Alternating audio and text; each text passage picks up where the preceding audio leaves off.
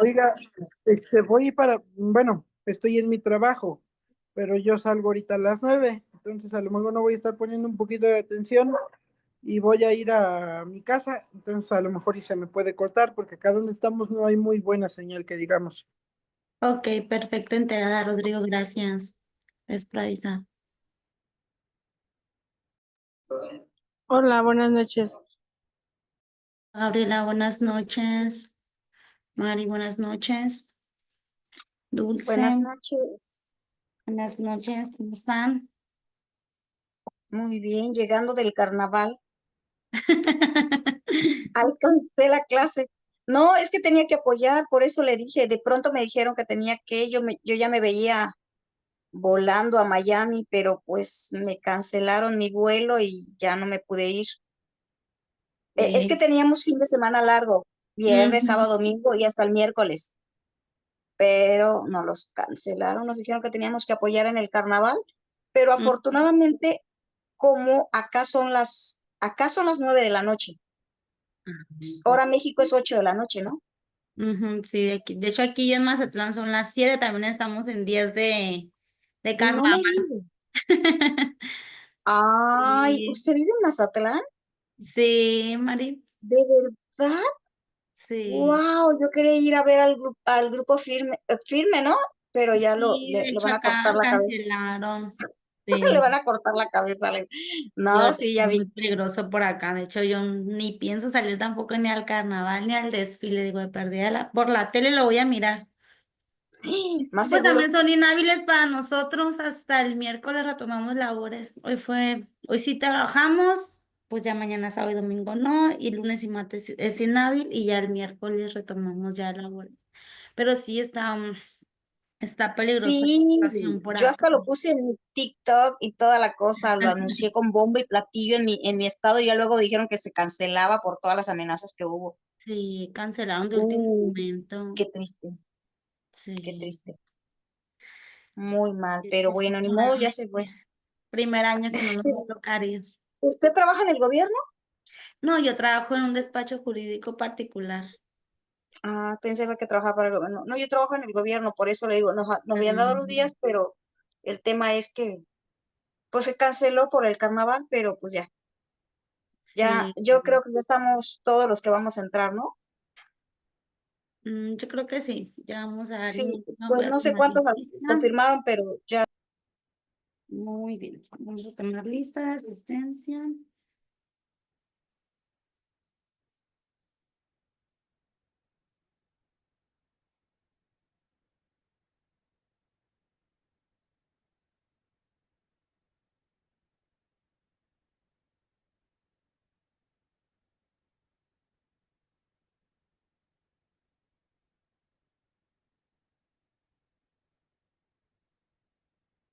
Mm,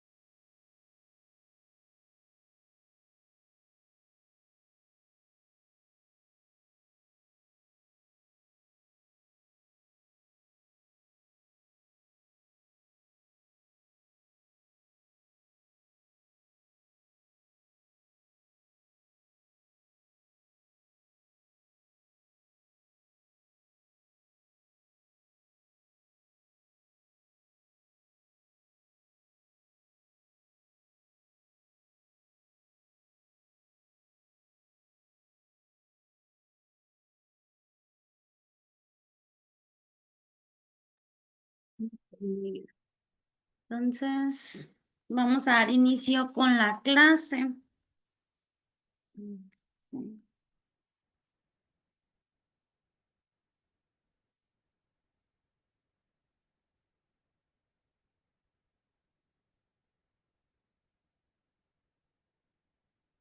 La clase anterior estuvimos viendo lo que son las etapas del proceso civil, ¿verdad?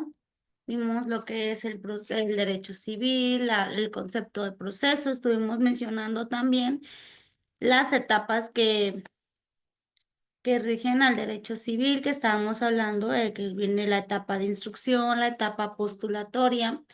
Estuvimos viendo que inicia por un escrito inicial de demanda, posterior a ello viene la admisión por parte del juzgado, cuando ellos nos admiten o nos pueden mandar irregular un escrito inicial de demanda, y después pasamos a lo que viene siendo el emplazamiento, cuando se le emplaza a la parte demandada, cuando se le hace de saber que se le está siguiendo un juicio en su contra por tal, se le da la copia de traslado del escrito inicial de demanda para que produzca contestación dentro del término que señala la ley, ya sea un juicio sumario civil, que puede ser de 7 días, o un juicio especial o un juicio ordinario, que es por 9 días hábiles en este caso, ¿verdad? Para poder producir contestación de demanda.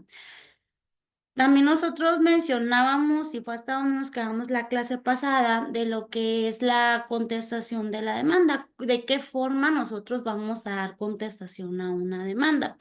Siempre nosotros, antes de llevar una defensa de un juicio, sin importar la materia que sea, nosotros tenemos que seguir los lineamientos de cómo vamos a dar una contestación adecuada, independientemente, como les comento, la materia o la vía procesal que estemos llevando a cabo, toda vez de que si es un juicio sumario, los juicios sumarios, desde nuestro escrito de contestación de demanda, nosotros tenemos que exhibir las pruebas, tenemos que ofrecer nuestras probanzas. Sin embargo, cuando estamos en un juicio ordinario, nosotros no tenemos la obligación de exhibir las pruebas desde nuestra contestación. ¿Por qué?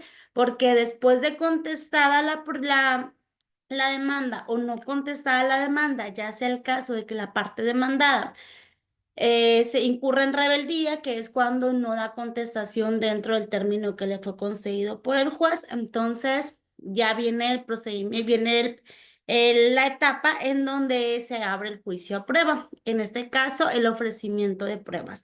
Nosotros, como parte actora o parte demandada, seríamos quien tendríamos que promover en el juicio, una vez de que ya fue emplazada la parte demandada y que ya tuvo conocimiento que se está siguiendo este juicio en su contra.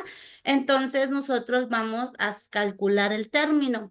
Si somos parte actora, calculamos el término. Supongamos a la parte demandada, yo ya estoy checando el expediente y tengo conocimiento que desde el día 15 de enero se le emplazó de la demanda, entonces nosotros le dieron 7 días, si es un sumario, se le dieron 7 días para que se produzca la contestación de la demanda, ya feneció ese término, es decir, ya venció ese término.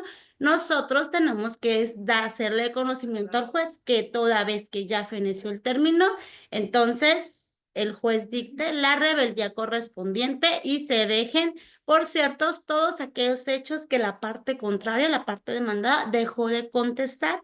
Y si estamos en un sumario, en un juicio sumario, nosotros tenemos que solicitarle al juez que el juez se pueda pronunciar con respecto de la admisión de nuestras pruebas ofrecidas.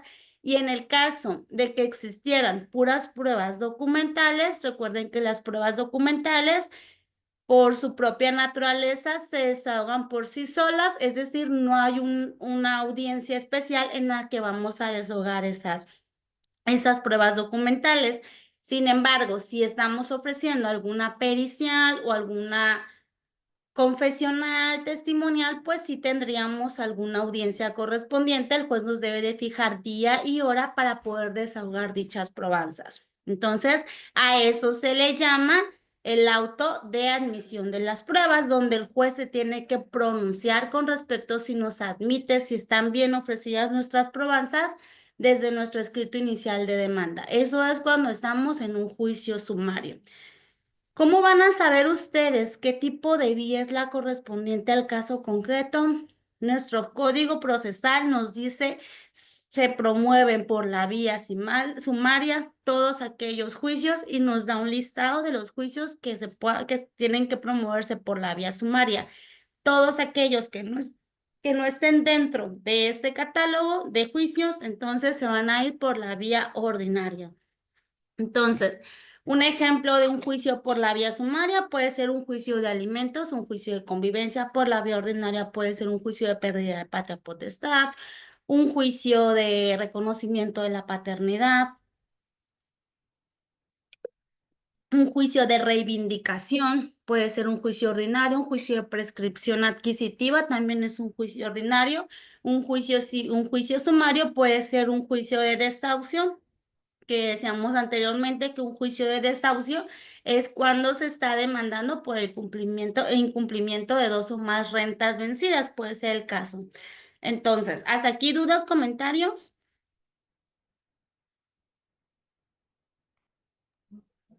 No, Miss. Muy bien, No, No perfecto. se ve mi cámara, ¿verdad? Ya la prendí, pero no se ve. A ver.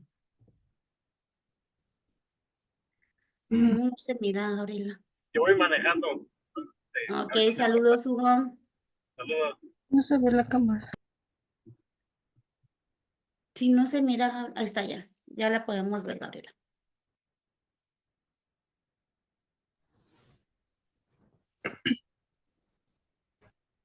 También un término que ustedes pueden escuchar o que ustedes deben conocer, un concepto que ustedes deben conocer en el derecho civil es el allanamiento de la demanda. Es decir, existe la postura de que la parte demandada se vaya en rebeldía. ¿Qué quiere decir? Que se le venció el término y no contestó a la demanda, entonces ahí nosotros tenemos que solicitar que se declare rebeldía.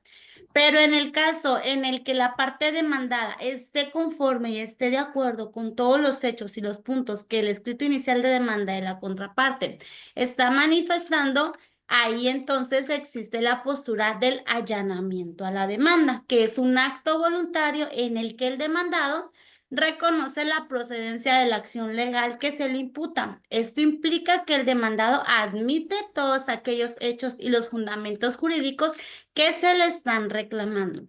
El allanamiento puede ser también total o parcial, dependiendo si el demandado admite toda la demanda o solo algunos aspectos. Las consecuencias que este allanamiento pues nos va a producir va a ser que el juicio no va a poder llegar a una etapa probatoria, es decir, toda vez de que no existe ninguna oposición por la parte demandada, una vez que se ratifique ante el juez ese escrito de allanamiento, o bien si es un juicio oral y dentro de audiencia se allanan a la demanda, entonces produce efectos desde el mismo momento y aquí ya no habría pruebas independientemente de que se hayan ofrecido pruebas, ya no existiría la etapa probatoria para que se fueran a desahogar dichas probanzas. Es decir, desde el momento en que ya surte efectos jurídicos y el allanamiento de la demanda de la parte demandada, podemos nosotros solicitar que se cite el asunto para oír sentencia. Es decir, si yo estoy demandando un juicio, mismo ejemplo, juicio de alimentos, yo estoy demandando un juicio de alimentos y la parte yo le estoy solicitando la cantidad de 2,800 pesos mensuales, la parte demandada no tiene ningún inconveniente en otorgarme esa cantidad de pensión alimenticia y él en su contestación se allana todos los puntos de mi escrito inicial de demanda. Se ratifica ese allanamiento independientemente que yo en mi escrito inicial de demanda le esté solicitando al juez le esté, en este caso, esté ofreciendo la prueba confesional o la prueba testimonial para acreditar que pues que antes no me ha dado alimentos o algún punto, entonces nosotros, desde el momento en que él ya se allana esa demanda, podemos solicitar que se cite para sentencia. ¿Por qué? Porque ya él mismo nos está acreditando con ese allanamiento que es cierto todos los puntos de hechos que yo estoy manifestando en mi escrito inicial de demanda. ¿Sale? Entonces, hasta aquí no hay ninguna duda en cuanto a las posturas que puede optar la parte demandada, que puede ser una, que se vaya en rebeldía, un allanamiento de demanda, o bien que sí exista una contestación y oposición a nuestro escrito inicial de demanda, ¿verdad?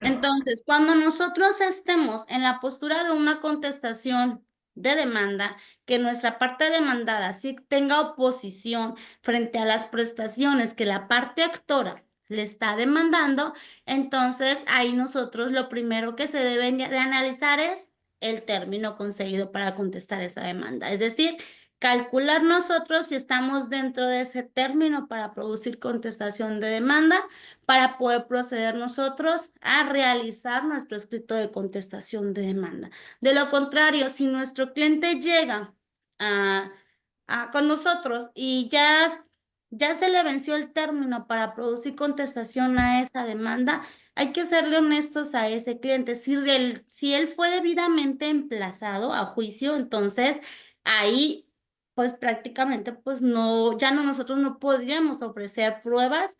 ¿Por qué? Porque ya no, ya pasó la etapa probatoria, ya nosotros ya no le manifestamos nuestra oposición al juez dentro del término que me fue debidamente notificado. Sin embargo, existen los casos en los que puede ser que la parte contraria, es decir, la parte actora, al momento de que me emplazó a juicio, me emplazó en un domicilio que yo como parte demandada reconozco que jamás he habitado. Sin embargo, se pusieron de acuerdo con los vecinos y la persona que atendió el emplazamiento dijo que sí vivo en ese domicilio, pero que no me encuentro. Y sin embargo, supuestamente los vecinos también manifestaron que sí me encuentro, que sí vivo en ese domicilio. Yo jamás he vivido en ese domicilio, me dice mi parte de mi cliente, la parte demandada. Ahí nosotros lo que tendríamos que hacer es irnos directamente a un juicio de amparo. ¿Para qué? Para poder nosotros lograr que se anule el ilegal emplazamiento, toda vez de que yo no habito ese domicilio y hacerle de conocimiento al juez de distrito, pues que se lleve a cabo la nulidad de ese emplazamiento. ¿Sale? Entonces, o bien también podría promoverse un incidente de nulidad de actuaciones con la finalidad de poder anular ese emplazamiento y que el juez familiar, bueno, en el caso de la pensión alimenticia, ordene de nueva cuenta que el actuario se constituya a mi domicilio para poder llevar a cabo el emplazamiento. Entonces, si se dan los casos, sí se dan ese tipo de casos, y no significa que si nosotros nos estamos percatando de qué manera de poderle acreditar al juez que ese emplazamiento fue ilegal, lo podemos nosotros solicitar que se anule y que se reponga inclusive el procedimiento independientemente de la etapa que en la que se encuentre ese procedimiento, ese juicio. Me tocó un caso en el que fue lo que les comento, se pusieron de acuerdo con los vecinos, fue un domicilio de un familiar de la parte actora, nada que ver con la parte demandada. Entonces, cuando el señor tuvo conocimiento, fue porque a él ya se le estaba embargando salario. Entonces, a él empiezan a embargar y es cuando él dice, pues supuestamente me dicen que sí, sigue un juicio en mi contra. Entonces le estaban embargando un salario por una cantidad alta. Cuando a él le admiten la demanda del juicio de alimentos, a él le admiten primeramente por una cantidad, porque ella, bajo protesta de decir verdad, manifiesta que él recibe ingresos muy elevados y por lo tanto, como a él supuestamente fue emplazado al juicio, no existió ninguna oposición, entonces el juez como medida provisional de alimentos dictó una cantidad excesiva por alimentos. Cuando él ya le giran el oficio de descuento a la empresa, es hasta cuando él se da cuenta de que se le está quitando una cantidad pues muy alta, casi más del 50% de su sueldo, que es ilegal para un solo hijo. Entonces, es cuando él dice, es que yo nunca me han notificado nada, ya te notificaron, no, nunca me notificaron nada, pues total, de que se acude a los juzgados para poder checar si existe un juicio en contra del señor y pues ahí nos damos a la tarea que existe un juicio un año antes de que a él le empiezan a hacer esos descuentos. Él anteriormente sí cumplía con la pensión alimenticia de manera voluntaria, pero no sabía que existía ya un juicio de pensión alimenticia en su contra. Entonces, ahí inmediatamente lo que hicimos nosotros es decirle al juez la fecha en la que yo tuve el juez de distrito, yo tuve conocimiento del acto reclamado, fue tal fecha que fue cuando mi empresa, mi patronal, me notificó que pues se llegó un oficio de descuento de pensión alimenticia. Sin embargo, en ningún momento he sido emplazada a juicio. Este domicilio no es el que yo habito, este domicilio es el que sí habito, acredito con un contrato de arrendamiento del domicilio que habita, acreditamos con recibos del servicio de energía eléctrica, del servicio de agua, recibos de telefonía, o sea, diversos documentos para poderle hacer acreditar al juez de distrito que ese emplazamiento de ese domicilio en ningún momento él lo ha habitado. En esa constancia de notificación del actuario, que posiblemente pues el actuario estaba haciendo un mal uso, obviamente él también tuvo que haber tenido conocimiento de que pues el señor no habitaba en ese domicilio, y pues en ocasiones pues desafortunadamente sí se prestan para hacer ese tipo de malas constancias o actuaciones dolosas, porque pues está perjudicando también aquí a la parte demandada.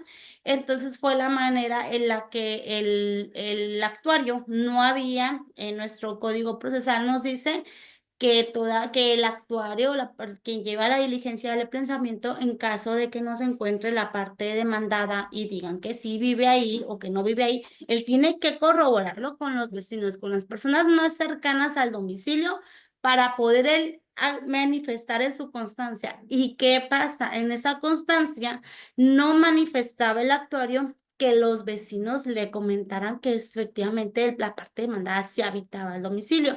Únicamente mencionaba el nombre de la persona que atendió la diligencia del emplazamiento, quien le manifestó que no se encontraba el señor, que se encontraba trabajando, pero que regresaba más tarde, que él se volvió a constituir al domicilio, que no encontró a la parte demandada y dejó las copias de traslado del escrito inicial de demanda con la persona que atendió la diligencia, pero no confirmó con las personas más cercanas. Por lo tanto, aquí se estaban violentando sus derechos. Al momento de que el juez de distrito entra a resolver el juicio de amparo, él ordena la reposición del procedimiento. El procedimiento ya estaba demasiado avanzado, ya el procedimiento estaba ya para oír sentencia, y el juez ordena que no se dicte una sentencia y que se reponga el procedimiento hasta el emplazamiento. Es decir, que se ordene nuevamente emplazar y localizar a la parte demandada. Inclusive que se deje sin efectos esa medida provisional hasta mientras tanto la parte demandada haga sus manifestaciones en su escrito de contestación de demanda. Entonces, es una forma y son casos en los que nosotros podamos optar por una postura distinta y en la que en ocasiones podamos nosotros anular una rebeldía por un ilegal emplazamiento. ¿Dudas, comentarios? Sí, Miss. ¿Sí me escucha? ¿Se escucha bien? Sí, claro, sí, dígame. Gracias. Y, por ejemplo, está muy interesante lo que está diciendo y es un caso muy particular. Ujú. Este, en este caso, por ejemplo, si él no puede, ya está en la última etapa para dictar sentencia, este, en una guarda y custodia y pensión alimenticia. Ujú. Este, los abuelos pueden solicitar las visitas de convivencia, pero también ellos están obligados a pagar esa pensión. Bueno, no necesariamente. Hasta ahorita les puedo, yo tengo juicios y he llevado juicios en los que los abuelos acuden a demandar la convivencia o inclusive la guardia y custodia de un menor. Sin embargo, inclusive aunque les fijen días y horarios de convivencia a los abuelos, no los condenan al pago de pensión alimenticia. La pensión alimenticia, la responsabilidad principal es de los progenitores. Quien no tenga la guardia y custodia del menor, en este caso, si ninguno de los progenitores tiene la guardia y custodia de los menores, entonces los dos progenitores tienen la obligación de pagar esa pensión alimenticia a quien legalmente sí tenga esa guardia y custodia. Sí, son casos comunes, Gabriela, en los que yo inclusive en diversas ocasiones yo se los recomiendo, en el que muchas de las veces los conflictos familiares son directamente entre los progenitores, que por temas, cuestiones, rencillas que puedan tener ellos, ¿sabes qué? Yo no. La madre muy comúnmente opta por, ¿sabes qué? No te voy a prestar al niño, no te voy a prestar al niño porque no quiero que conviva con tu nueva pareja o porque me fallaste, me hiciste esto. Ok, entonces cuando está muy renuente, como son juicios que se pueda llevar un tiempo, en ocasiones yo les digo, hay que demandar la convivencia, el progenitor, pero también puede ser conveniente cuando existe mucha cercanía entre la abuela y la mamá del niño, en que sabes que tú como abuela, es que yo también mi mamá extraña al niño, estaba muy apegado, entonces a ella sí se lo presta a veces, pero no quiere que yo lo vea. Entonces yo le digo, hay que demandar la convivencia por parte de la mamá, por parte de la abuela, porque el niño también tiene derecho a poder convivir con su abuela. Entonces demandamos la convivencia por la abuela y es muy probable que desde que demandamos, inclusive ella le emplazan, en ocasiones puede hacer que ella, ¿sabes qué? Pues yo no tengo ningún inconveniente en que vea a su abuela, no existe ningún peligro porque, y pueden hacer una propuesta, llegar a un convenio. A veces es más fácil que se puedan poner un acuerdo, que lleguen a un acuerdo entre la abuela y la mamá del menor, a que lleguen a un acuerdo entre los progenitores. Sí se dan los casos, no digo que en todo se va a dar de la misma forma, pero a mí sí me ha funcionado, o sea, sí me ha funcionado, no dependiendo del caso concreto. Hay casos concretos en que ni siquiera el problema es entre los progenitores y que es entre la suegra, pues ahí sí, pues yo no les propongo esa idea, ¿verdad? Entonces, dependiendo del caso, es conforme ustedes puedan recomendarle a sus, en este caso a sus clientes, puede hacer. Pero sí, realmente no me ha tocado a mí. Mentiría si les dijera yo lograba una pensión alimenticia en la que los abuelos sean los que estén obligados a cumplir la pensión alimenticia. No, realmente no. Siempre es a los progenitores y se da la convivencia independientemente que no en pensión alimenticia, sí se da. Inclusive, aunque exista la pérdida de la patria potestad, ahorita existe una jurisprudencia que dice que se da la pérdida de la patria potestad. Sin embargo, si el menor tiene, que él tiene o sea, él tiene el deseo de querer convivir con su papá independientemente que éste haya perdido la patria potestad, la convivencia se puede dar, siempre y cuando el menor no tenga ninguna oposición. Y sí la están usando mucho ahorita. Se dan mucho los temas de la pérdida de la patria potestad cuando se incumplen más de 3 meses de pensión alimenticia. Y es una causal para poder tú demandar la pérdida de la patria potestad. Y si no se acredita que se da la pensión alimenticia y se lleva a cabo todo el procedimiento, sí se puede dar la pérdida de la patria potestad. Pero en diversas ocasiones, cuando no existe un peligro para el menor de convivir con su papá y que este papá siempre ha estado presente, a lo mejor esporádicamente, no cada semana, pero sí el menor reconoce esa figura paterna, entonces el juez puede ordenar que siempre y cuando el menor quiera convivir con su papá, esa convivencia se deba dar. Es parte de lo que se va a acreditar por medio del juicio, es parte de la litis del juicio, es parte de nosotros acreditar que existe una convivencia sana, que siempre ha sido que siempre ha sido la figura paterna del menor, ya sea por medio de la de la pericial psicológica, por medio de los estudios de campo que el DIF hace, de las valoraciones psicológicas que le puede hacer a los padres, al menor también. Entonces, ya de ahí es cuando el juez ya dicta pues la sentencia, ¿verdad? Pero sí se dan los casos que independientemente que pierdan la patria potestad, sí se dan convivencia. Si el juez lo deja al criterio de que si el menor desea, ¿por qué? Porque es un derecho del menor. El juez siempre tiene que aplicar el interés superior del menor por sobre todas las cosas. Aquí él siempre va a decidir lo que más le beneficia al menor. Y recuerden que el sano desarrollo de los menores es crecer en un entorno familiar, en un entorno amoroso. Entonces, ahí aplica que la Convención Nacional de Derechos de Niños, o sea, muchas convenciones, derechos humanos, todo eso. Entonces, es fundamentación que nosotros podemos hacer valer en un juicio de pérdida de patria potestad también. Y sí se puede lograr, o sea, sí me ha tocado que se pueda lograr.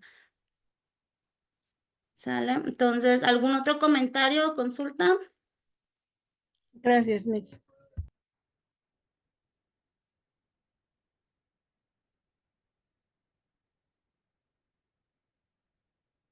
Muy bien. Decíamos y veíamos anteriormente, la clase pasada, sí les mencioné un caso concreto de algún escrito inicial de demanda, alguna contestación. Si no recuerdo o mal recuerdo con ustedes, anteriormente sí hemos visto formatos y escritos y hemos practicado cómo se hace un escrito inicial de demanda y un escrito de contestación de demanda, ¿verdad? Sí, Sin embargo, Miss, ahora vamos. Sí, y si adelante. y si, por ejemplo, en ese escrito inicial de demanda, la parte actora pone una serie de cosas así bárbaras, descabelladas en Ujú. su demanda, este, y el juez, bueno, pues es que nunca hubo como que ese conocimiento de la demanda, pero el juez se la dio toda por buena porque nunca se presentó la parte demandada, ni tenía conocimiento. Pero, por ejemplo, en el escrito inicial de demanda ponen una serie de cosas terribles que no son ciertas. Ujú. ¿Ahí qué se puede hacer? Pues mire, la carga probatoria también la tenemos nosotros, podemos nosotros manifestarle al juez, pero también tenemos nosotros que acreditar dichas manifestaciones, tenemos que nosotros que acreditarlos por medios de convicción, por pruebas que puedan convencer al juez que realmente esta es la situación real. Desafortunadamente también se puede aplicar el criterio de que se declara, la rebeldía es eso, si se fue en rebeldía el caso que nos menciona Gabriela, entonces aquí puede también prevalecer de que como no existe una oposición por la parte demandada, el juez, toda vez de que declara la rebeldía, pues declara por cierto todos aquellos hechos que se dejaron de contestar que ahorita es para lo que vamos. Quiero también nosotros ver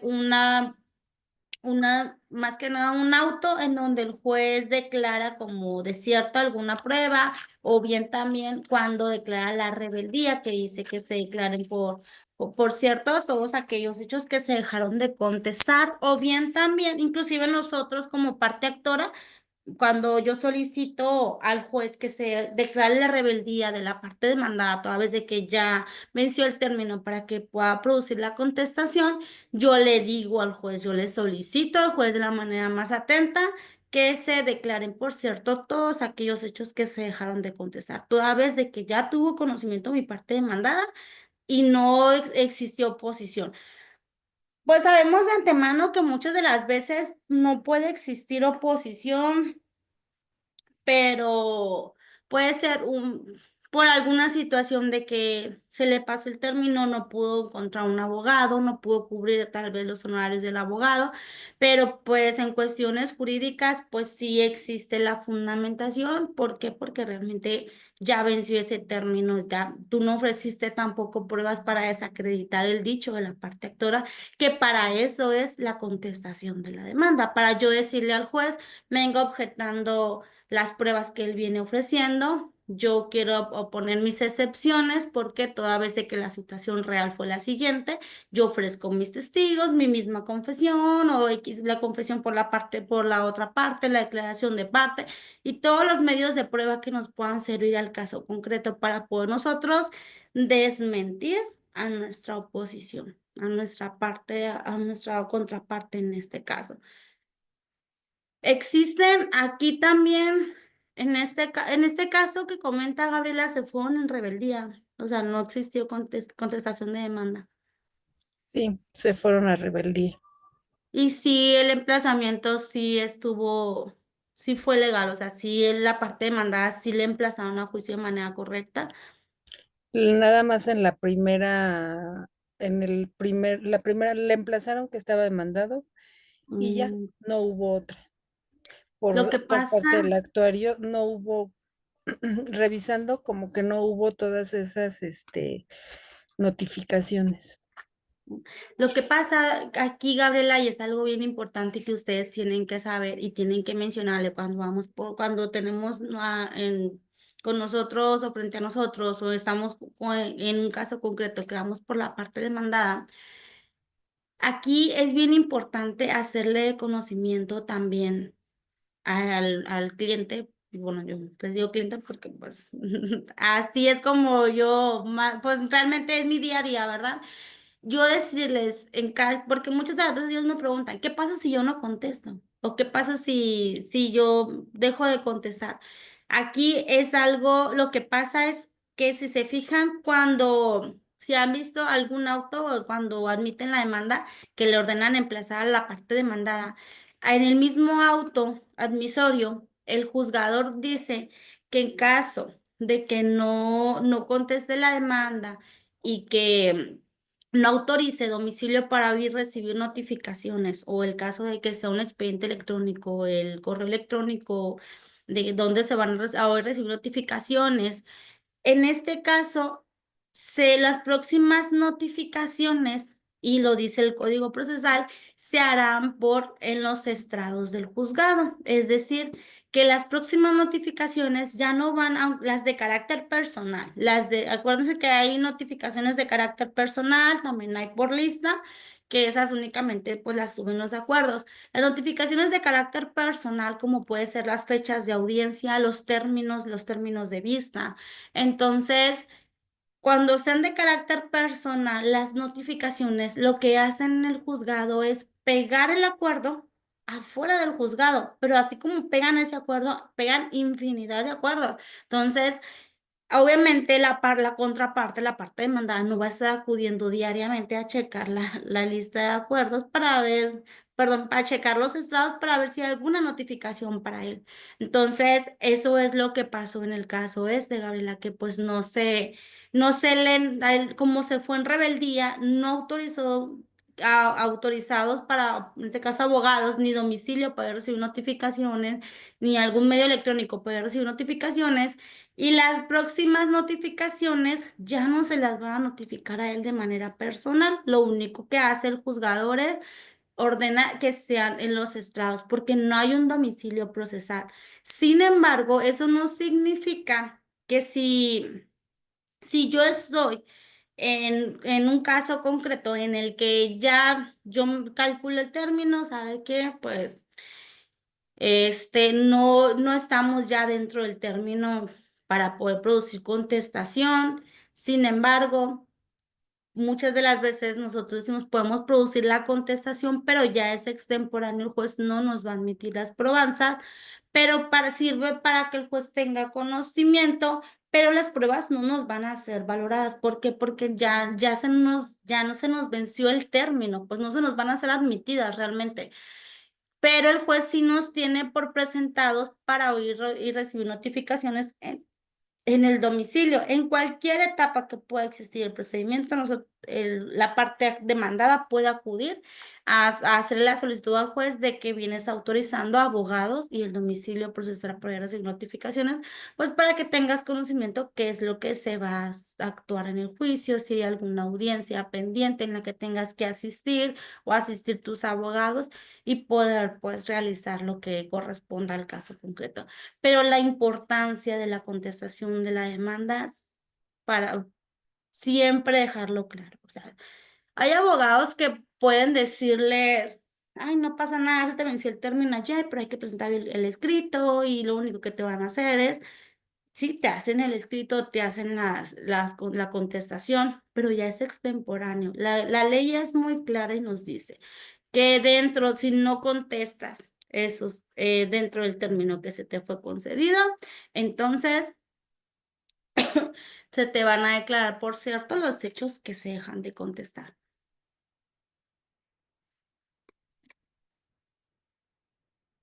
¿Qué es lo que pudo haber, qué es lo que pasó realmente en este caso concreto? Sin ver el expediente, pues le puedo decir que eso es lo que pudo haber pasado realmente.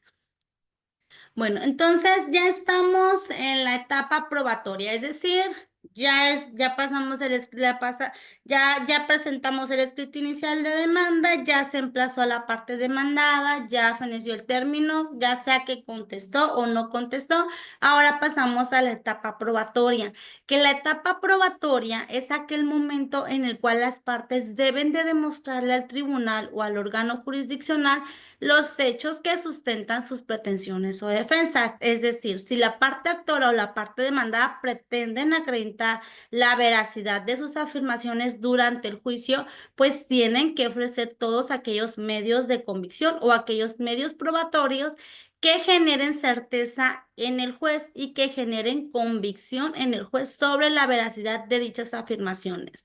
Y entonces es ahí donde nosotros vamos a encontrar la etapa probatoria, que esta etapa se desenvuelve a su vez en 4 momentos, que son los siguientes: el ofrecimiento de la prueba, la admisión de la prueba, la preparación de la prueba y el desahogo de la prueba. Cuando nosotros hablamos del ofrecimiento de la prueba, es aquel momento en el cual tanto la parte actora como la demandada ofrecerá al órgano jurisdiccional los medios de prueba que considere suficientes para sustentar ya sea la parte actora sus pretensiones o la parte demandada sus defensas. Aquí lo importante es tomar en consideración que el ofrecimiento de las pruebas puede suceder en momentos distintos dependiendo la acción o el juicio que se esté promoviendo. ¿A qué se refiere esto? Que si estamos ante un juicio sumario, lo vamos a ofrecer nuestras pruebas desde nuestro escrito inicial de demanda o nuestro escrito de contestación de demanda. Sin embargo, si estamos ante un juicio ordinario, recuerden que después de contestada la demanda o acusada la rebeldía, viene la etapa probatoria, que es que se abra el juicio a prueba para poder ofrecer nuestras probanzas. Entonces, les voy a mostrar un ejemplo. Déjenme.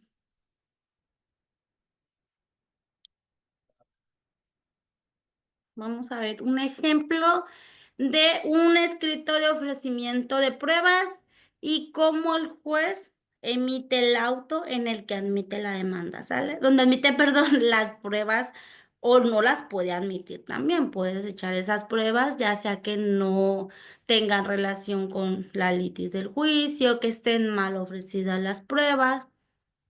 Bueno, entonces...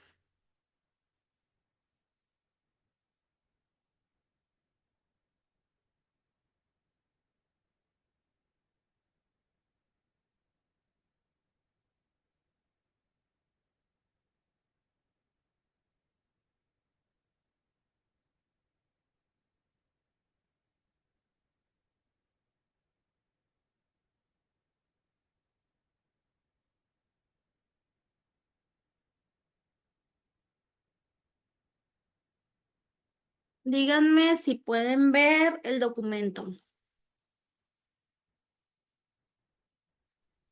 Sí, Miss. Muy bien. Este es un escrito de ofrecimiento de prueba. Aquí lo que el escrito de ofrecimiento de prueba lo puede hacer directamente la parte actora, la parte demandada o nosotros como abogados.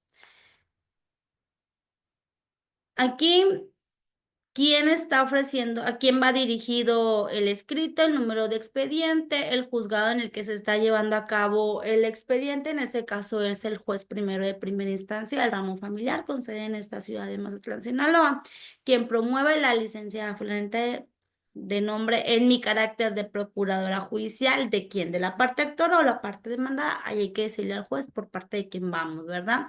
De generales y personalidad ampliamente acreditada en el expediente, listado de rubro. A usted, su señoría, comparezco de manera respetuosa a exponer lo siguiente. Aquí yo vengo ofreciéndole las pruebas al juez y yo como tengo que ofrecer las pruebas, tengo que decir qué tipo de prueba es y describir esa prueba, relacionarla con los puntos de hechos y decirle qué es lo que yo pretendo acreditar con dicha prueba. Aquí como primera prueba, en este ejemplo, es un juicio de pérdida de patria potestad. Este escrito de ofrecimiento de prueba lo está ofreciendo, en mi caso, la contraparte, que era la parte actora. Yo voy por la parte demandada de la pérdida de la patria potestad.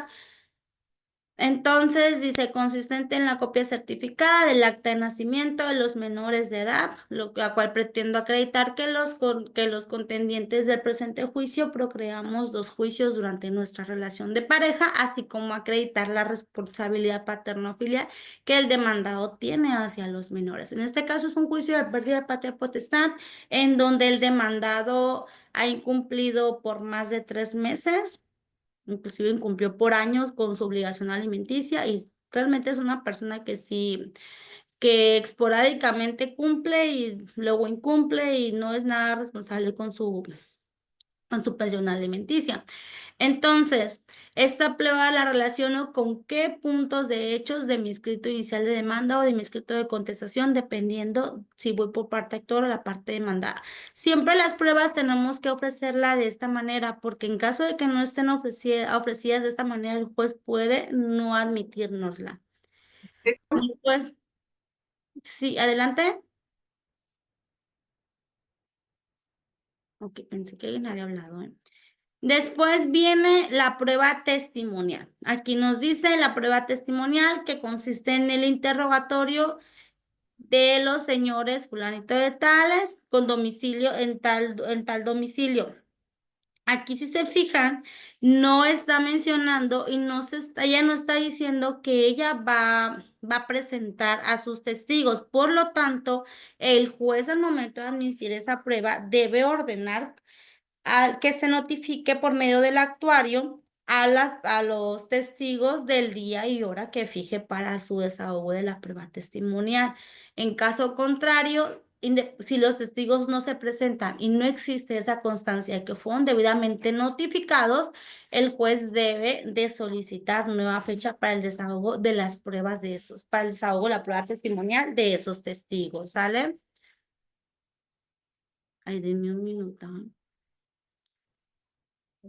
Ok. Entonces, aquí otra prueba que ellos vienen ofreciendo es una documental en vía de informe, dice consistente en el informe que deberá rendir la unidad especializada en delitos contra la familia y grupos vulnerables con domicilio ampliamente conocido en esta ciudad con respecto a la causa penal 188/2024 con la carpeta de investigación tal instaurada por violencia familiar, con la cual yo pretendo acreditar la denuncia realizada en contra del señor, que en este caso es la parte demandada. Esta prueba la relaciono con los puntos de hechos de mi escrito inicial de demanda. En este caso sí existía esa denuncia por violencia familiar, era un asunto que ya estaba concluido, pero lo hicieron para que existiera el antecedente de que es una persona violenta y pues el juez pueda resolver de manera de quitarle la patria potestad, pues de que ellos puedan, realmente cuando son los juicios de pérdida de la patria potestad, aquí lo que más se va a valorar es también esa situación. Uno, aquí hay incumplimiento de obligación alimenticia. Dos, aquí también hay la situación de que es una persona violenta porque existió un juicio de violencia familiar. Entonces, en este caso la solicitan para que el juez pueda apreciar que existen antecedentes violentos, pero también existen eso no significa que el juez con esto va a ordenar la pérdida de la patria potestad. ¿Por qué? Porque al final de cuentas, el juez tiene que valorar las pruebas por ambas partes. Si supongamos la causal principal de que ella quiere que se le de la pérdida de la patria potestad es porque ha incumplido con obligación alimenticia. Entonces, aquí no existe un juicio de pensión alimenticia previo en donde a él se le estaba demandando por el pago de una pensión alimenticia, que fue lo que también se debió haber hecho en este caso concreto. Pero, sin embargo, también la carga de la prueba la absolvemos nosotros como parte de acreditar que siempre ha cumplido con esa pensión alimenticia. Porque en caso contrario, pues la resolución puede ser en que sí se pierda la pérdida de la patria potestad, pero todo es ya a criterio al juez. ¿Por qué? Porque en este caso concreto, la defensa de nosotros es que carece de legitimación la parte actora para demandar la pérdida de la patria potestad porque los menores no están bajo la custodia de ella. Los menores están bajo la custodia de los abuelos y no de la progenitora, pues inclusive ya quedó debidamente, bueno, ya adelantándonos en este caso, ya quedó debidamente acreditado inclusive por la confesión de ella que desde la separación de ellos, los niños están bajo la custodia de los abuelos y que la parte demandada, pues inclusive es quien en ocasiones pues sí acude a visitarlos comúnmente, hay convivencia, los niños reconocen como el padre, el progenitor, existe la relación de convivencia, existe esa relación afectiva, sí se puede acreditar que cumple con la obligación alimenticia, entonces todo eso nos pueda servir para que dé un giro y pueda el juez, en momento de resolver, poder resolver de una manera que le pueda beneficiar, pues en este caso, a los menores. El detalle es que sí se tiene que, no, bueno, en este caso sí le recomendé mucho al cliente que empezara a depositar porque la pensión alimenticia la daba él en despensa, porque los niños viven como en un poblado donde hay pocas tiendas, como un ranchito, una localidad.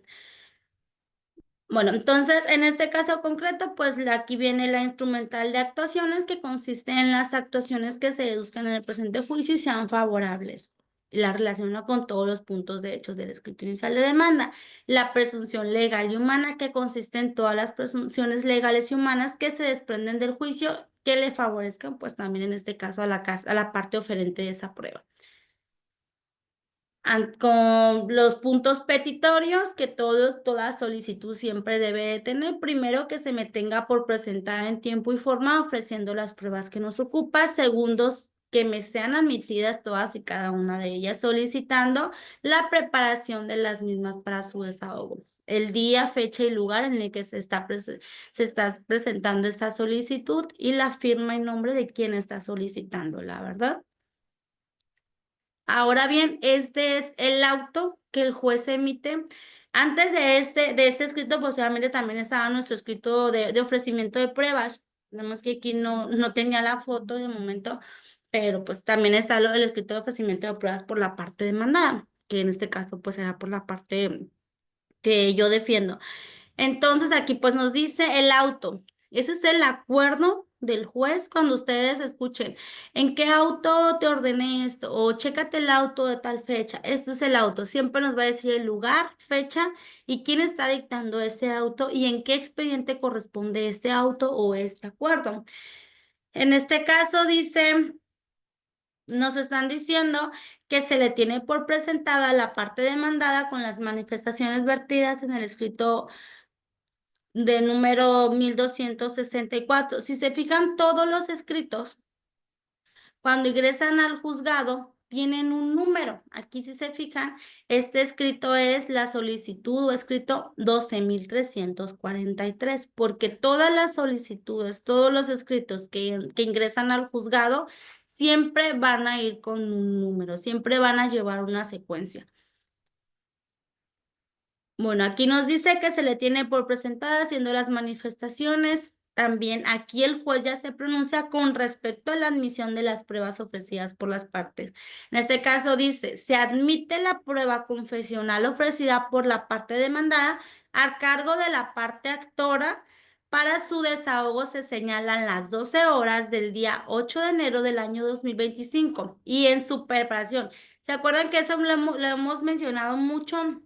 En cuanto a la prueba confesional, dice, y en su preparación, cítese a la parte demandada para que comparezca ante el local de este juzgado de lo familiar el día y hora antes señalados, sin asistencia de abogado patrono o procurador judicial a absolver las posiciones que se le formularán apercibida de que de no comparecer sin causa justificada, se le tendrá por confesa de todas las posiciones que se formulen y que sean calificadas de legales. Apercíbase a la oferente de la prueba para que, en este caso, la oferente de la prueba era mi cliente, era la parte demandada, para que se deberá presentar oportunamente el pliego de posiciones apercibido, que de no hacerlo se declarará por desierta dicha probanza. ¿Y con qué fundamentación me está fundamentando el acuerdo? Porque todos los acuerdos que el juez remita tienen que llevar fundamentación legal, ¿sale?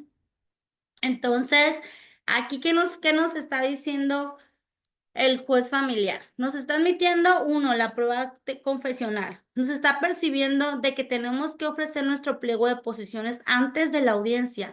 Y también le está percibiendo a la parte que va a absolver posiciones, que es nuestra contraparte, de que en caso de que no se presente al día y hora señalado para el desahogo de la prueba confesional, pues entonces se le van a declarar cómo confesa todas las posiciones que yo exhibo en mi pliego de posiciones. Por eso es que a veces yo les digo, muchas de las veces los pliegos de posiciones, pues siempre los hacemos para que la respuesta sea en sentido afirmativo, pero no, en ocasiones no va a ser así.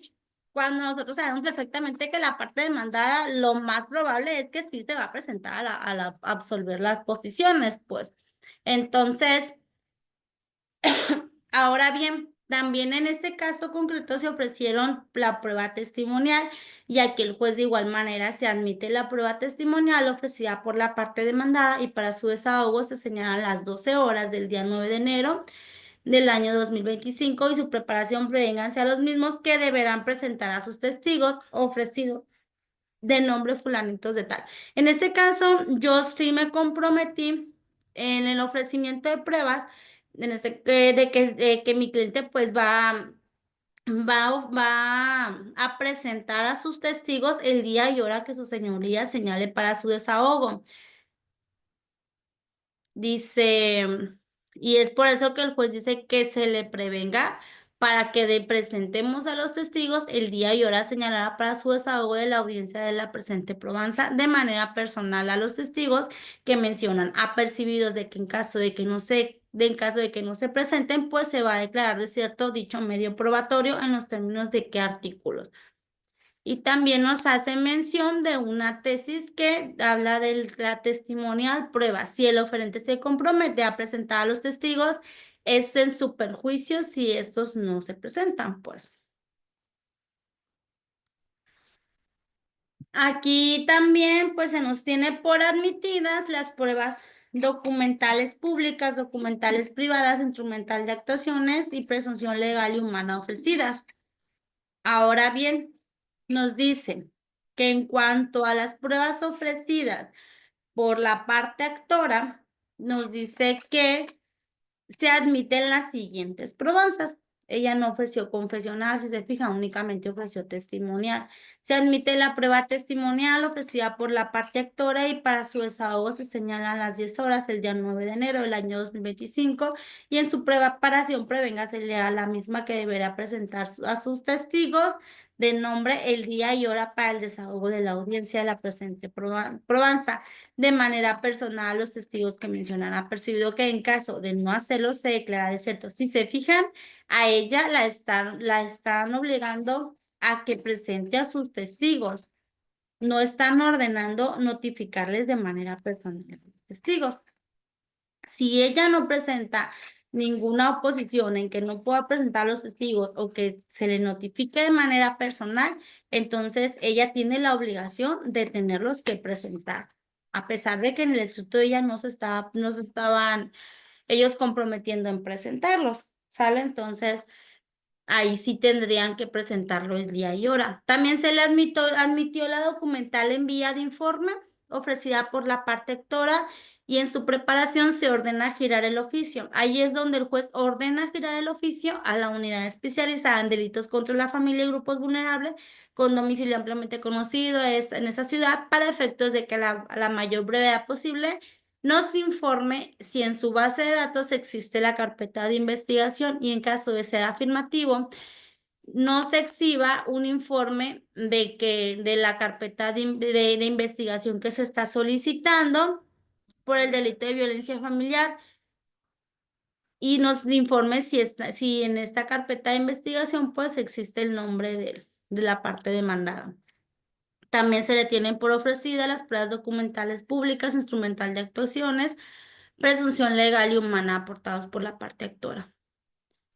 Medios de prueba que tienen que por su propia naturaleza y especial naturaleza jurídica, pues no necesitan de una formalidad para desahogarse.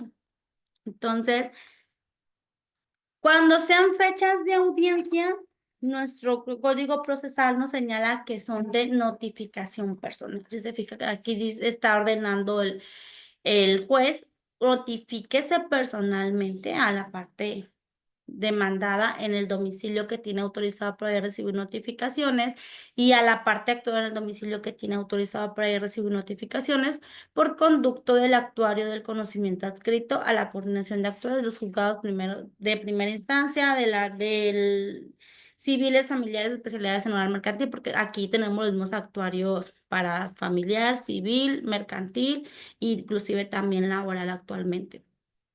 El nombre del secretario de acuerdos que está ordenando, que está admitiendo las pruebas y que está ordenando la fecha para su desahogo, firma del juez también. Entonces, si se fijan, así es la forma en la que el juez va a admitir las pruebas y a esto se le llama lo que viene siendo la etapa probatoria. Es parte de la etapa probatoria. ¿Hasta aquí dudas o comentarios?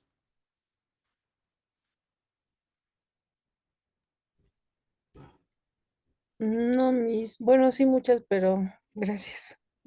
No, cualquier duda con confianza, ¿eh? Gracias. Ujú. Bueno, entonces, el segundo momento de esta etapa probatoria es la admisión de la prueba, que es lo que acabamos de ver también, donde una vez que el órgano judicial recibe el escrito en la que la parte actora y la parte demandada hayan ofrecido sus pruebas, pues tiene que pronunciarse sobre la legalidad de la recepción de las mismas para que esas pruebas sean admitidas a juicio y se desahoguen durante una audiencia especial. El por qué el juez considera que son calificadas o su deseo ese ofrecimiento legal y debe admitirla a juicio. Entonces, el por qué está relacionada con los hechos de la litis y por qué esas pruebas resultan idóneas para demostrar las pretensiones ya sea de la parte actora y la parte demandada, que es lo que acabamos de ver nosotros ahorita.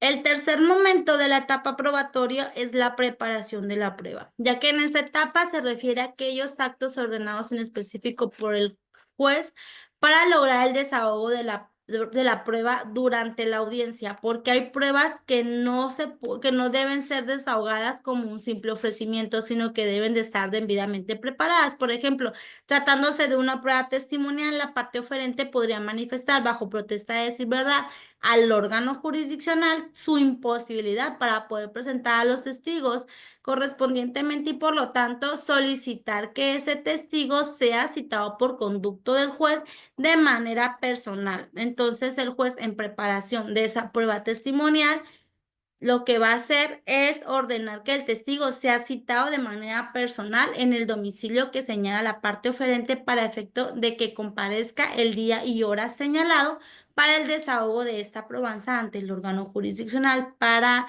que pueda entonces llevarse a cabo el que rinda su testimonio o declaración, ¿sale? Entonces, ¿dudas o comentarios hasta aquí?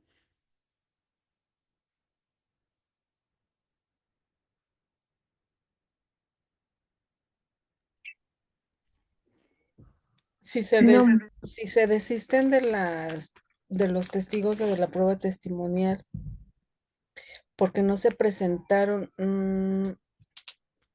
pero justifican su inasistencia, ya no se pueden volver a ofrecer.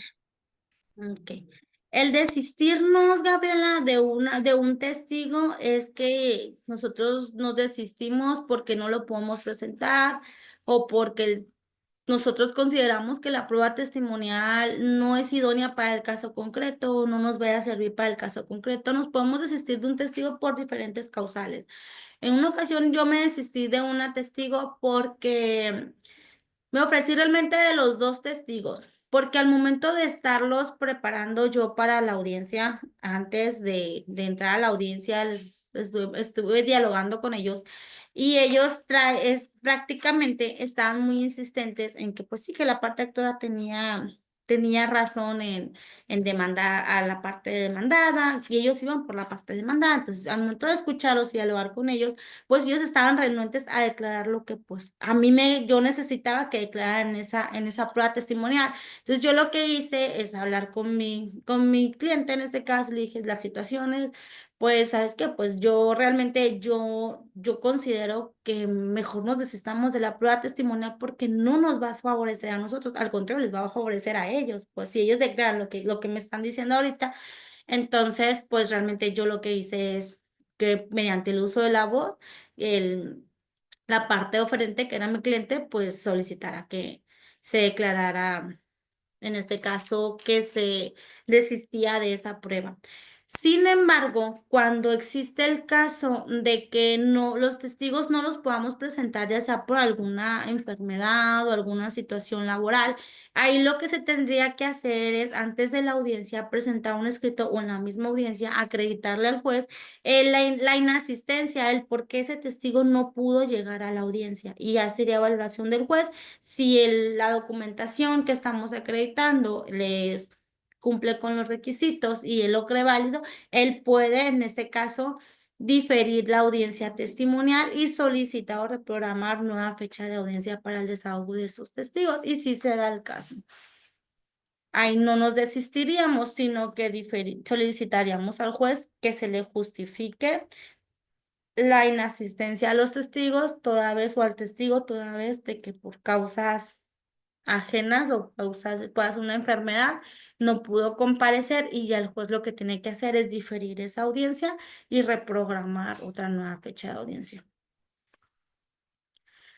También es importante aquí en estos casos, y yo lo que comúnmente hago es ofrecer 3 testigos.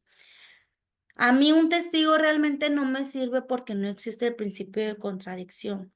Si se me presenta un testigo, pues prácticamente ese testigo el juez no lo va a tomar en consideración, porque una de las características de esa prueba testimonial es que los testigos no entren en contradicción en sus declaraciones. Entonces, pues ahí sí pues le restaría valor probatorio. Hay gente que pues sí o sea, en ocasiones pues sí tengo que desahogar la prueba testimonial con un testigo. Si se da el caso, pues sí se desahoga, pero pues yo sé de antemano que esa testimonial pues no me va a servir de mucho, ¿verdad? Entonces, por eso la importancia de solicitar yo 3 testigos, porque por si uno me falla, yo con 2 testigos puedo desahogar perfectamente la audiencia testimonial, pues.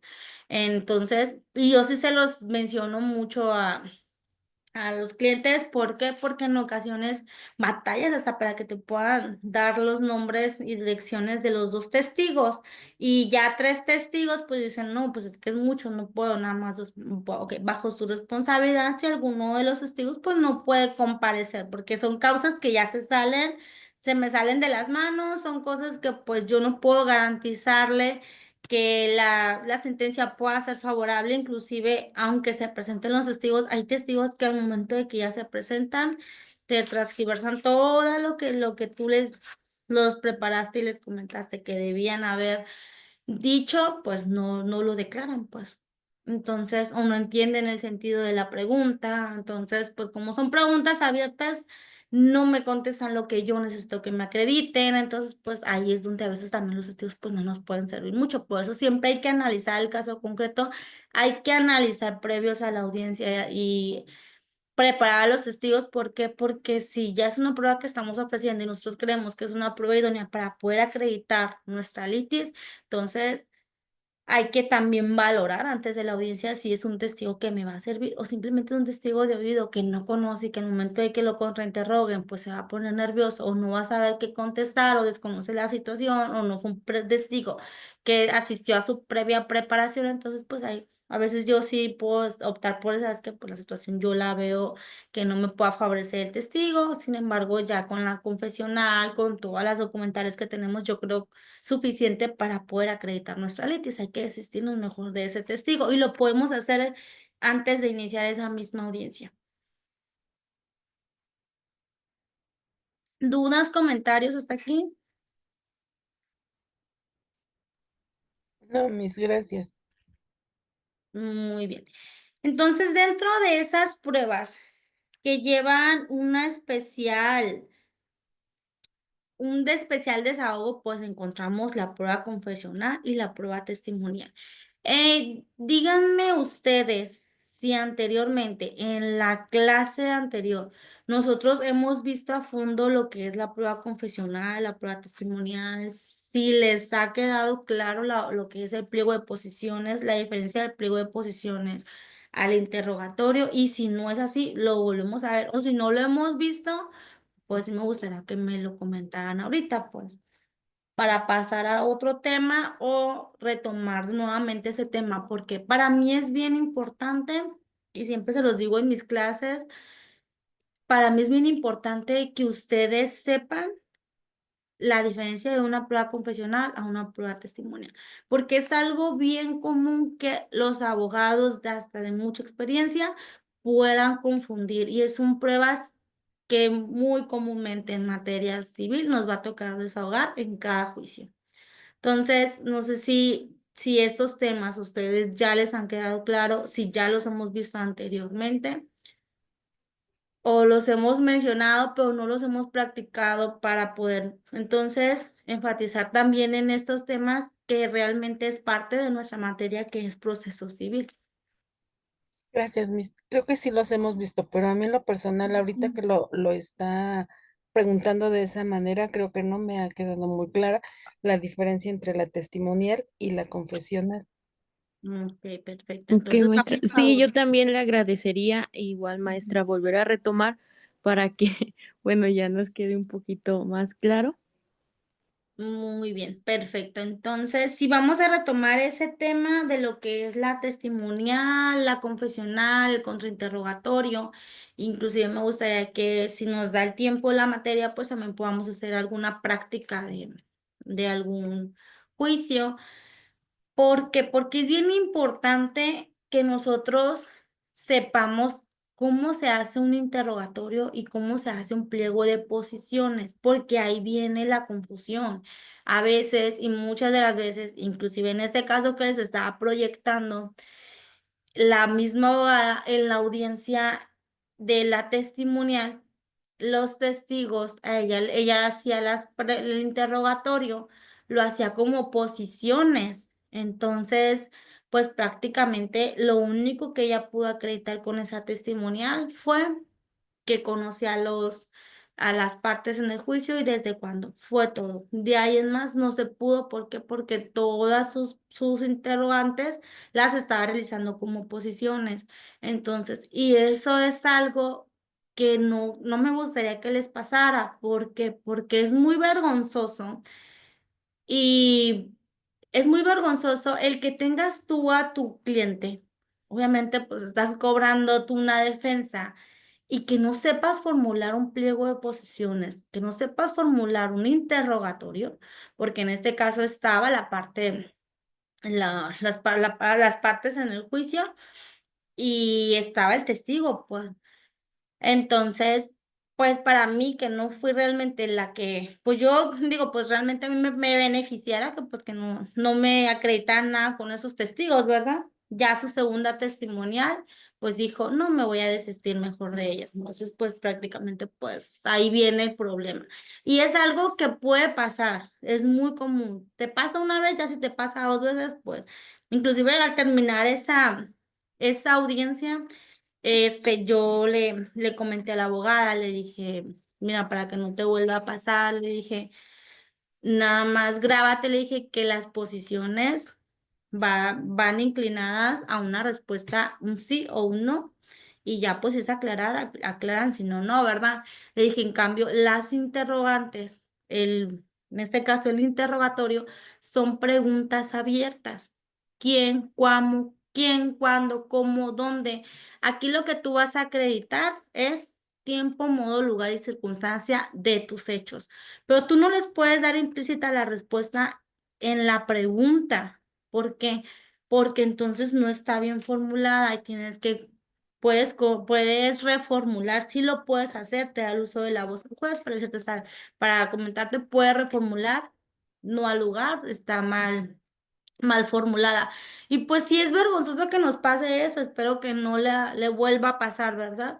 Entonces, obviamente yo en la audiencia no le iba a poder explicar eso, ni tampoco el juez, únicamente lo que hizo el juez es leerle los artículos donde nos dice cómo deben de ir formuladas las interrogantes, porque si se molestó inclusive la abogada en decir, no, pues es que está bien, es que está bien, pero pues realmente no estaba bien, porque al momento de que ya terminaba su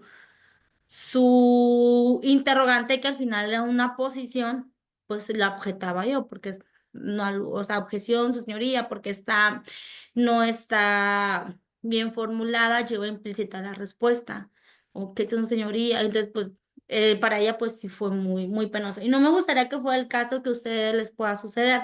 Ahorita, pues, ya nos quedan muy poquitos minutos para poder ver este tema que es de suma importancia, pero sí quería comentárselos porque es un tema que yo trato de adaptarlo mucho en las clases para que a ustedes les pueda quedar pues claro realmente y que el día de mañana ustedes digan, no, pues ya entendí por lo menos qué es el pliego de posiciones, qué es el interrogatorio y voy a también a mostrarles la siguiente clase, pues cómo se lleva a cabo la audiencia también y más que nada pues también cómo es la forma en la que se presentan las posiciones y califican las posiciones el juzgador en este caso. Tenemos 5 minutitos, aquí debo de tener, déjenme. Ujú.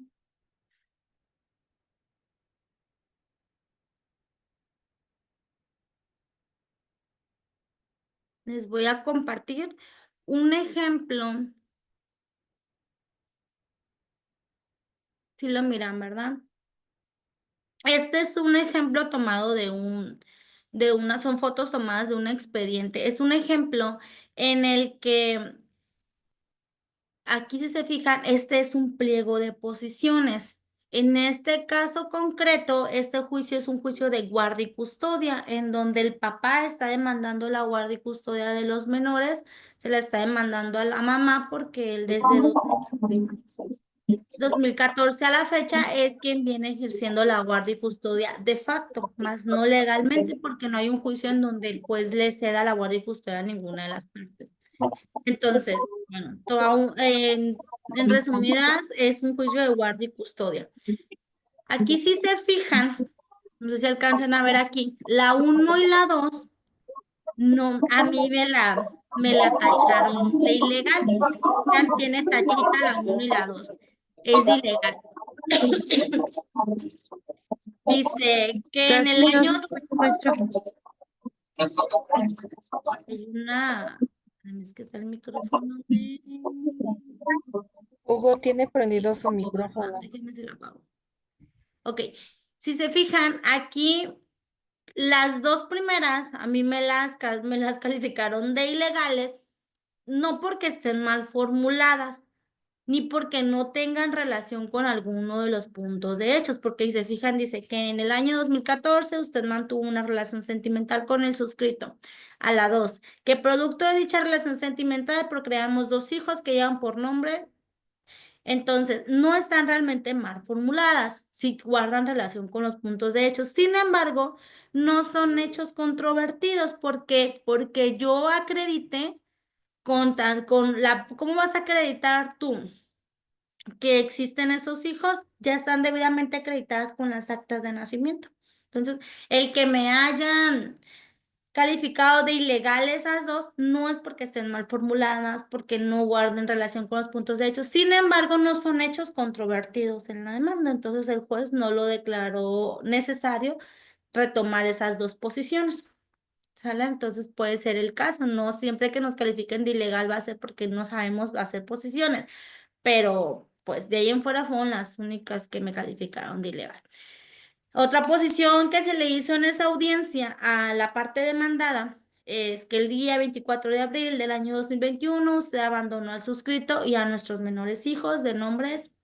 ¿Por qué? Porque nosotros queremos acreditar el abandono que surgió a raíz de la separación de ellos y que desde ahí él es quien viene ejerciendo la guardia y custodia de esos menores, que desde el día 24 de abril del año 2021 usted se ha desatendido por completo de sus obligaciones como madre.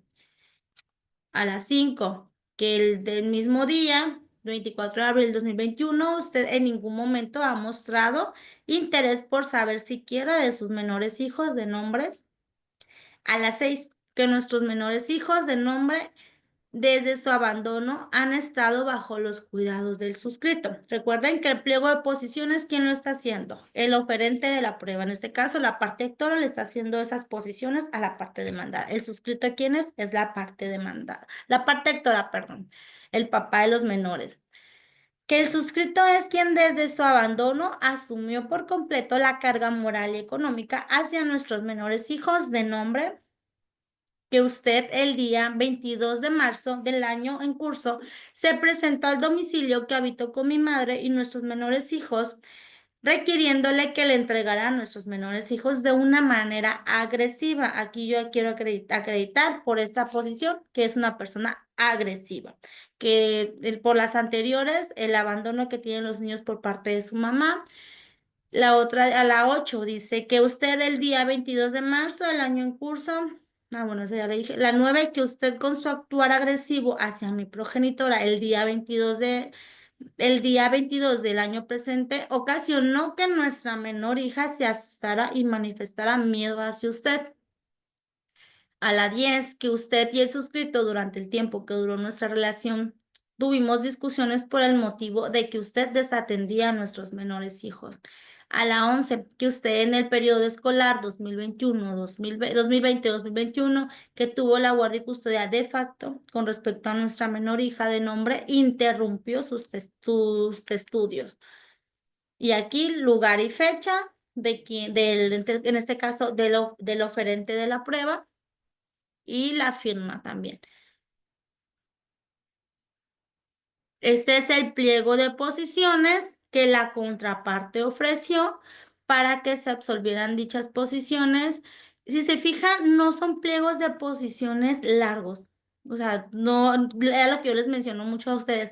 No es necesario que hagamos 50, 30 posiciones. Con que seamos concretos a nuestras posiciones, con eso basta. Aquí, si se fijan, son 7 posiciones nada más en las que quieren acreditar que jamás abandonó a los menores, que nunca se ha hecho cargo de los menores, supuestamente quien tiene la guardia y custodia, que usted sabe que en nuestra separación yo me fui a vivir a casa de una amiga en compañía de mis menores hijos.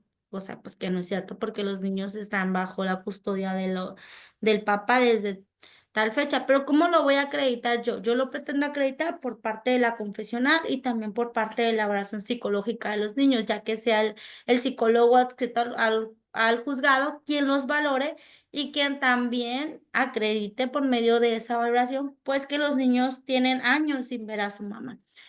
Pero a lo que voy es de que si se fijan, aquí vemos nosotros cómo se califican las posiciones y ya la próxima clase pues ya veríamos cómo se desahogan esas audiencias, que este viene siendo el desahogo de la audiencia, de qué forma contestan los absolventes, de qué forma contestan también los testigos. Entonces, pero igual eso ya lo miramos la próxima clase. ¿Hasta aquí dudas o comentarios que ustedes tengan? No, Miss, muchas gracias. Solo si nos No, pueden maestra, llegar muchas gracias. sus diapositivas. Sí, claro que sí. Yo les comparto las diapositivas, la información que vimos hoy en clase y los veo la próxima clase. Que pasen muy bonita noche. Para mí fue un placer tenerlos aquí. Muchas gracias, maestra. Bonito fin de Gracias, Miss. semana. Cuídese. Igualmente, saludos. Bye.